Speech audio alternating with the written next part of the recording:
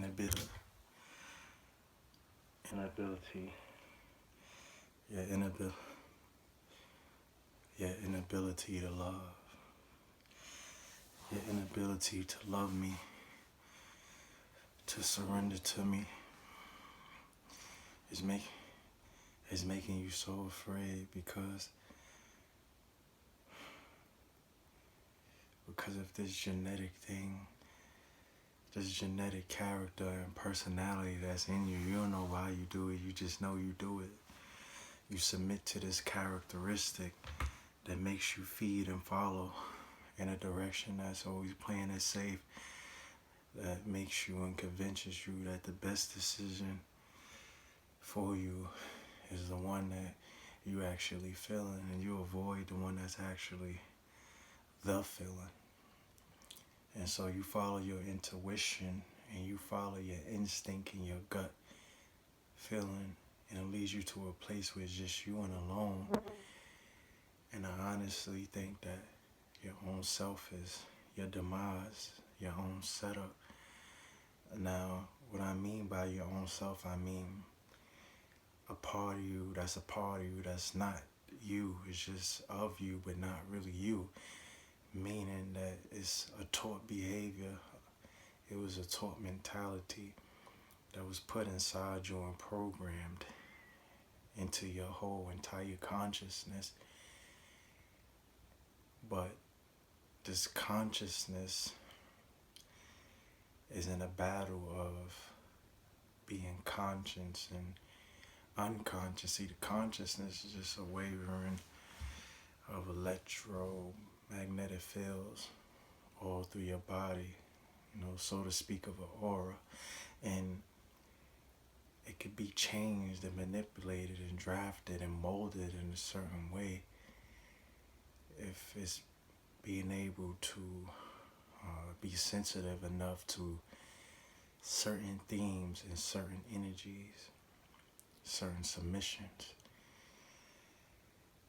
So you may not know how to control your aura, and you don't know how it happened, but you've been trained mentally to live inside of this aura, and it's controlling you, it's directing your every single movement, and it's mostly controlled by those things that are close to you. So you create scenarios inside your mind, and you reincarnate things and incarnate things, and you play these scenarios out so very well. You're so talented and so magical at these things that they actually seem like they're actually happening, like they're actually real. See, the things that you convince yourself of are actually not even happening. They're actually an act. So the act is already programmed in you. It's already designed in you intelligently to reenact certain behaviors and themes and scenarios. And it's up to you to be convinced and believe that these scenarios are real. So of course, you've reenacted this theme and scenario, and you played it out so very well. And when you finally run into the right one, right thing, right situation, right circumstance, you already trained yourself to behave in a certain way.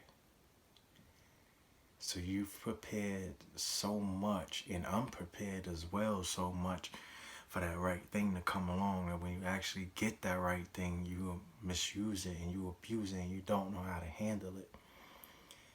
So now that right thing actually becomes a distant thing that you gotta keep working towards.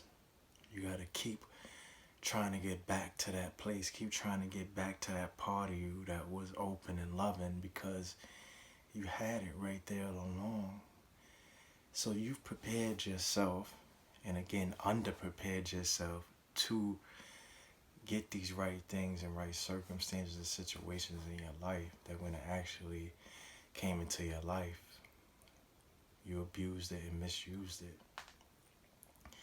So if you so focused on trying to make the light shine up so amazingly, trying to make yourself, this part of yourself, shine up and be presented so beautifully, which is your image, that you left certain parts of you in the dark. So now you have parts of you that's in the open, but then the parts of you that are very important, those are the parts that you left in the shade. Those are the parts of you that's left in the dark that doesn't get the attention that is needed, or get the proper nutrients from you that is needed. So now those parts of you battle the part of you that you want to actually present, and now you just caught up.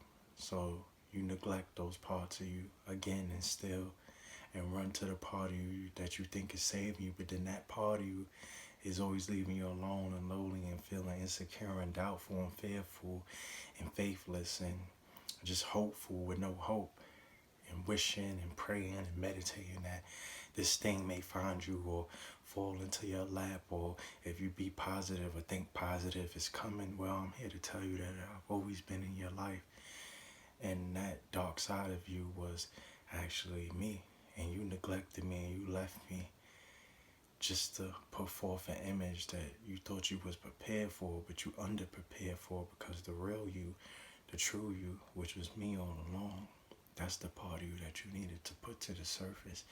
That's the image that had no image. That's the part of you that was free from or of an image. And when I finally entered your life and I presented myself as the right one, you looked at me as a red flag when I was only trying to wave the white flag, when I was only trying to show you that there wasn't anything as a flag or as a trigger. You still dismissed me and pushed me away and neglected me so badly, and it left me on an unspoken and silent journey to psychologically figure out how this genetic impulse is in you to push away all great things and embrace things that's not so great, and treat those things as if they are great, and neglect the things that's truly amazing and beautiful for you. Like, how could you feel so low?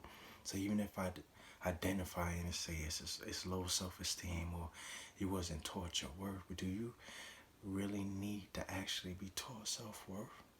Is the self-worth something that is already being seen, that you don't even have to prove or say or even understand how it works? It's just there, even if others don't understand it. So why do you have to be taught self-worth? And why is that your only excuse about why you couldn't see me for what I truly was, or couldn't comprehend me for what I truly am? That shouldn't be your reason. So I don't think your reason is low self-esteem.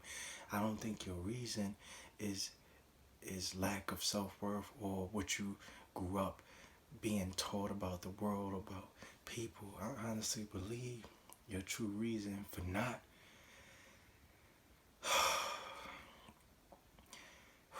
connecting to me and believing in me is just because it's not in you.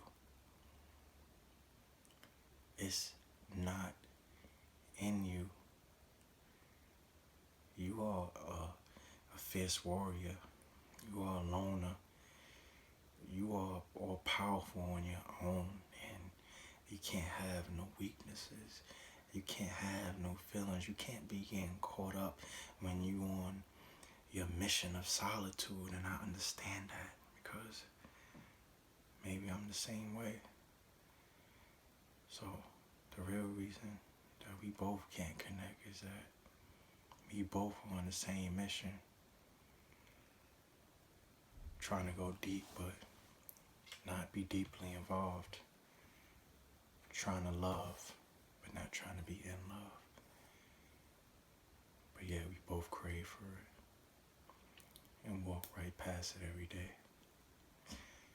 So that's not lack of self-worth. That's not lack of self-care.